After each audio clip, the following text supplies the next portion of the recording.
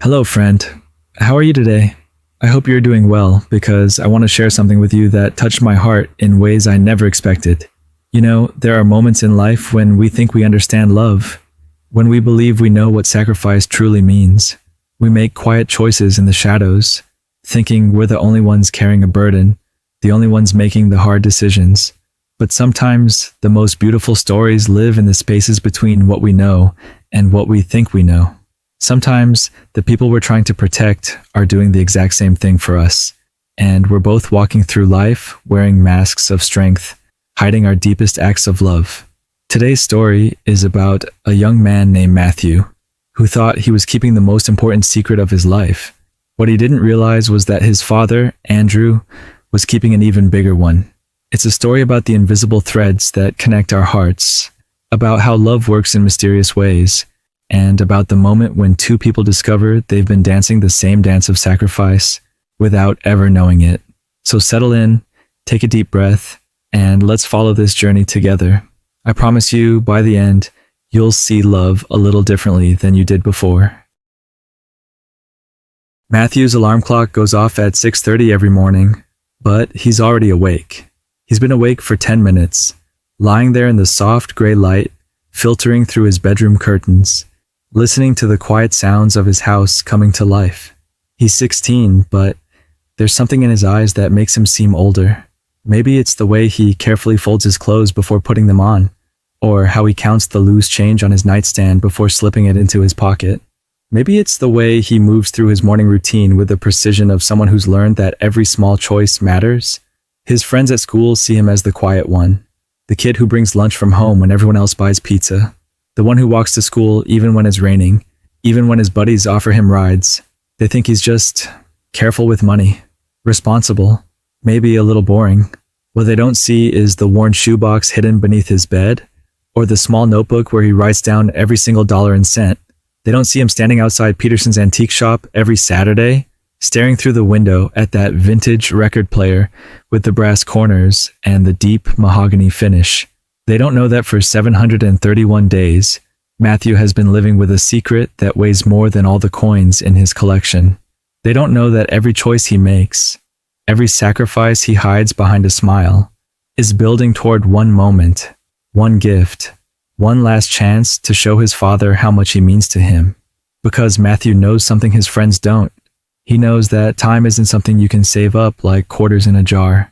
And he knows that his dad's next birthday might be his last. Matthew's Tuesday starts like every other day. He pulls on his favorite gray hoodie, the one with the small tear near the left pocket that he could easily replace but never does. His sneakers are clean but worn, the kind of shoes that have walked thousands of miles but still have plenty of life left in them. Downstairs, his mom is already rushing around the kitchen, coffee mug in one hand, car keys in the other. She kisses his forehead without looking up from her phone, muttering something about a morning meeting. Matthew pours himself a glass of orange juice and grabs the brown paper bag she's left on the counter. Inside, he knows there's a peanut butter sandwich, an apple, and maybe a granola bar if they had extra groceries this week. The walk to school takes exactly 17 minutes. He's timed it. Past the blue house with the garden gnomes, past the corner store where Mrs. Chen always waves from behind the register, past the old oak tree where he used to climb when he was younger. His backpack feels heavier than it should, but not because of books. There's a small notebook in the front pocket where he tracks every expense, every saved dollar. Every day that brings him closer to his goal. At school, Matthew blends into the hallways like water into water. He nods to classmates, helps Mrs. Rodriguez carry supplies to her classroom, turns in his homework on time. His teachers like him. He's the kind of student they can count on. The one who never causes problems, never asks for extensions. What they don't see is how he calculates the cost of everything. The school lunch he skips, the field trip permission slip he conveniently forgets to turn in, the yearbook order form that somehow never makes it home. After school, while his friends head to the arcade or the mall, Matthew has his own routine. He stops by Peterson's antique shop and stands outside the window for exactly 3 minutes. The record player is still there. Price tag unchanged, mahogany wood gleaming under the store lights, brass fittings that catch the afternoon sun. He presses his palm against the cool glass and whispers a number, $218 to go. Then he walks home, where his father will be waiting in his worn recliner, trying to hide how tired he looks, trying to pretend that getting up to hug his son doesn't take everything he has left. It happens on a Thursday night, 3 weeks before his father's birthday. Matthew is sitting on his bedroom floor, the shoebox open in front of him like a treasure chest, bills and coins scattered across the carpet, sorted into neat piles, ones, fives, tens, quarters, dimes, nickels. He counts them for the third time, his fingers moving with the precision of someone who's done this ritual hundreds of times before. $437.63. The number hits him like cold water. 2 years of walking in the rain. 2 years of empty lunch trays and declined invitations. 2 years of watching his friends buy things without thinking, without calculating, without the weight of a secret pressing down on their shoulders. And it's not enough. Matthew stares at the money, and for the first time in 731 days, he feels something crack inside his chest. The record player costs $650. He's known this number by heart since the beginning, has whispered it to himself like a prayer, like a promise. But somehow, in all his careful planning, in all his meticulous saving, time has become his enemy. His father's birthday is in 21 days. The doctor said he might have months, but Matthew sees the way his dad struggles to climb the stairs now. He sees how he falls asleep during dinner, how his hands shake when he thinks no one is looking. Months feels like wishful thinking. Weeks feels more honest. The panic starts in his stomach, a cold spreading sensation that climbs up through his ribs and settles in his throat. He counts the money again, as if the numbers might change, as if his desperate hope might somehow multiply the bills in his hands. But math doesn't lie. Math doesn't care about love or good intentions or 2 years of sacrifice. Matthew picks up a $20 bill and holds it up to the light, as if he could somehow see through it to find more money hiding inside. His vision blurs, and he realizes he's crying. Not the dramatic tears of movies, but the quiet, frustrated tears of someone who's tried everything and come up short. He thinks about his gaming console in the corner, still in its box from last Christmas. He thinks about his bike, his watch, the few things he owns that might be worth something to someone else. But even then, even if he sold everything, would it be enough? Time is the one thing he can't buy, can't save, can't stretch, and right now, it feels like it's slipping through his fingers like sand. Matthew doesn't go to school the next day. He tells his mom he's sick, which isn't really a lie. There's something hollow in his chest, something that makes it hard to breathe normally. She presses her hand to his forehead, finds no fever, but sees something in his eyes that makes her nod and leave him alone.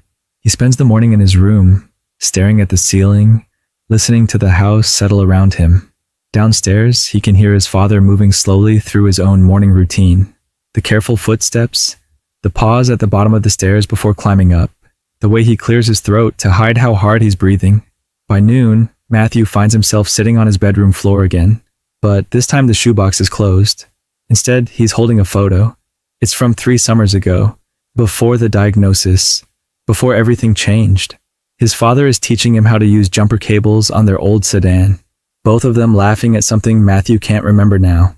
His dad looks strong in the picture, solid, like he could fix anything in the world with his bare hands. Matthew traces his finger along the edge of the photo and wonders when his father stopped looking like that. When did the light in his eyes start dimming? When did his shoulders begin to curve inward, as if he was protecting something fragile inside his chest? The question that's been haunting him for 2 years finally forms itself into words. What if the record player isn't what his father really needs? The thought arrives quietly, like a whisper in an empty room. Matthew has been so focused on the gift, on the surprise, on proving his love through this one perfect gesture, that he's never stopped to ask himself the harder question. What if his father would rather have something else entirely? What if all this saving, all this sacrifice, all these careful plans are just Matthew's way of avoiding the one thing he's most afraid of? Time. Not time to buy the perfect gift, but time to simply be present. Time to have conversations that matter. Time to sit together without any agenda, except being together. Matthew puts the photo down and walks to his window. Outside, the world continues its normal rhythm. Cars passing by, kids riding bikes, Mrs. Chen sweeping her storefront, all of it happening while his father sits downstairs, probably wondering why his son is hiding in his room, probably wishing they could just talk. For the first time in 732 days, Matthew considers a possibility that terrifies him more than not having enough money.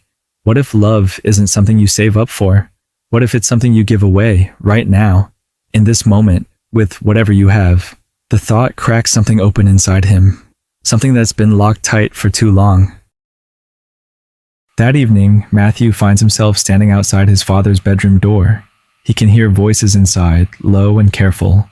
His mother's voice strained with exhaustion, his father's voice softer than usual. He doesn't mean to listen, but sometimes the most important truths find us when we're not looking for them. "Andrew, please," his mother is saying. "Dr. Martinez said you need to rest. You can't keep working 3 jobs like this." 3 jobs. The words hit Matthew like a stone dropping into still water. "I can't stop, Sarah. Not now. Matthew's college fund. We're so close to having enough. Just a few more months, and he'll have everything he needs for his future." Matthew's hand finds the wall for support. His father's voice is breaking, the way voices break when they're carrying too much weight. "You're hurting yourself, Andrew. The treatments aren't working because you won't let your body heal. You're choosing his future over your present." "Of course I am," his father whispers. "That's what fathers do." Matthew slides down the wall until he's sitting on the floor, his whole world reshaping itself around this moment. While he's been saving every penny for a record player, his father has been working himself beyond exhaustion for Matthew's dreams. While Matthew counted coins in secret, his father counted hours he didn't have, strength he couldn't afford to spend. 2 people, same house, same love, both making the same impossible choice in opposite directions. Matthew remembers something his grandmother used to say when she was still alive. "The heart that gives, gathers." She would say it quietly, like a prayer, when she thought no one was listening. He never understood it then. He was too young, too focused on receiving to understand the mathematics of love. But sitting there on the hallway floor, listening to his father sacrifice tomorrow for Matthew's future, while Matthew sacrifices today for his father's happiness, the words finally make sense. Love isn't a transaction. It's not something you save up and spend. It multiplies when you give it away, especially when you think you don't have enough to spare. Matthew stands up slowly, his legs unsteady. For the first time in 2 years, he knows exactly what he needs to do. The next morning, Matthew wakes up before his alarm again. But this time, instead of lying in bed, calculating numbers, he gets dressed and walks downstairs to the kitchen. His father is sitting at the table, already dressed for work despite the early hour. There are shadows under his eyes, and his hand shakes slightly as he lifts his coffee mug. But when he sees Matthew, his face lights up with the same smile that's been warming Matthew's mornings for 16 years. "Hey kiddo, you're up early." Matthew pours himself a glass of orange juice and sits down across from his father. For a moment, neither of them speaks. The kitchen is quiet except for the soft hum of the refrigerator and the distant sound of his mother getting ready upstairs. "Dad," Matthew says finally, his voice steady but gentle. "I know about the 3 jobs." Andrew's coffee mug stops halfway to his lips. His eyes search Matthew's face, looking for anger or disappointment, but finding something else entirely. "I've been saving money too," Matthew continues. "For 2 years. I wanted to buy you something special for your birthday, but I think maybe we've both been going about this the wrong way." Matthew reaches into his pocket and pulls out an envelope. Inside is every dollar he's saved, $437.63. "This isn't for a record player," he says, sliding the envelope across the table. "This is for you to take a week off, maybe 2 weeks, just to rest, just to be here." Andrew's hands tremble as he opens the envelope. When he looks up, his eyes are bright with tears. "Matthew, I can't take this. This money is it's for us," Matthew says quietly. "For time. For mornings like this, when we can just sit together without either of us rushing off to work, or school, or whatever else we think is more important than this moment right here." Andrew reaches across the table and takes his son's hand. His grip is weaker than it used to be, but it's warm and real and present. You know what? Andrew says, his voice thick with emotion. I think that sounds like the best gift I could ever ask for. Outside, the sun is beginning to rise, painting the kitchen in soft golden light.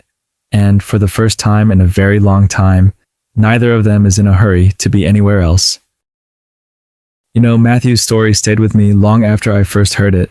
There's something beautiful about discovering that the person you're trying to protect has been protecting you all along. It makes you wonder about all the invisible acts of love happening around us every day, doesn't it? We live in a world that teaches us love is something you earn, something you save up for, something you have to prove with grand gestures and perfect gifts. But Matthew and Andrew learned something different. They learned that love isn't a currency you spend. It's a light you share. And somehow, the more you give away, the brighter it becomes.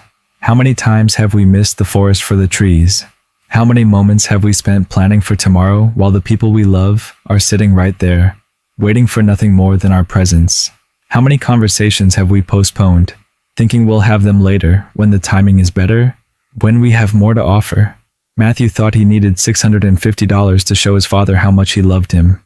But what his father really needed was worth exactly nothing and everything at the same time.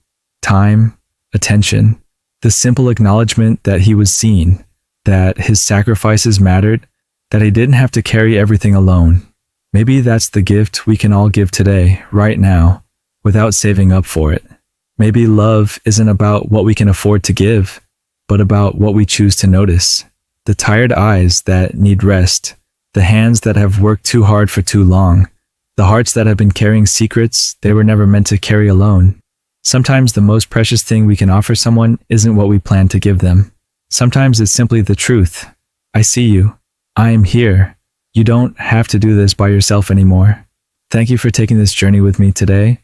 I hope Matthew and Andrew's story reminds you, as it reminded me, that the best gifts are often the ones that don't cost anything at all.